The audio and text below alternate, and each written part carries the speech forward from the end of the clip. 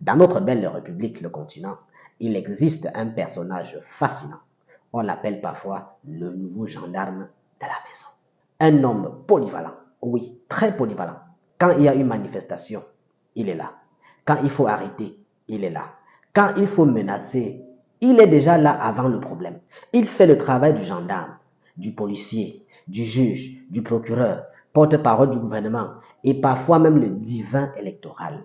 Officiellement, il n'organise pas les élections. Mais mystérieusement, il sait qui doit rester sur la liste et qui doit disparaître, comme par magie administrative. Il parle beaucoup. Conférences de presse, communiqués, alertes, mise en garde, menaces pédagogiques et rappel à l'ordre préventif. Il parle parfois à la place du Premier ministre même, parfois à la place du ministre de la Défense, parfois même à la place de tout le monde. À tel point qu'on se demande, au continent, y a-t-il un gouvernement ou un one-man show institutionnel? On dit souvent que le chef de l'État n'est pas au courant, mais lui, il est toujours au courant. Il sait tout, avant tout le monde, et parfois même avant la loi. Il muselle les médias. Il interdit de compter, de commenter, de respirer même les tendances. Il menace les opposants d'enfermement. Mais toujours pour leur bien, bien sûr. C'est éducatif. C'est pour la stabilité émotionnelle de la République.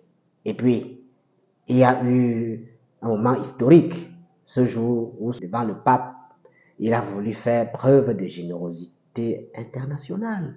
Sortir de sa poche un bon paquet d'argent, là où on sort normalement un discours, un geste spontané, comme quoi même les ministres peuvent être maladroits. Surtout quand ils confondent diplomatie et tontine. Au final, ce ministre est devenu le seul que tout le monde connaît. Demandez à un enfant dans n'importe quel quartier au continent de citer un membre de gouvernement. Il vous dira son nom. Et ce nom, c'est la marque d'un robot mixeur très puissant qui écrase même les gens. Les autres ministres alors, des figurants silencieux. Lui, c'est le ministre de l'Intérieur, mais aussi un peu de l'extérieur. Ministre de la parole, de la peur et parfois même de l'imprévu. Dans ce pays, certains gouvernent par la loi, d'autres par la parole et certains par le communiqué.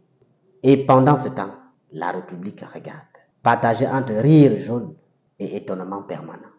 À votre avis, qu'est-ce qu'on peut attendre d'un ministre pareil? Vos avis en commentaire.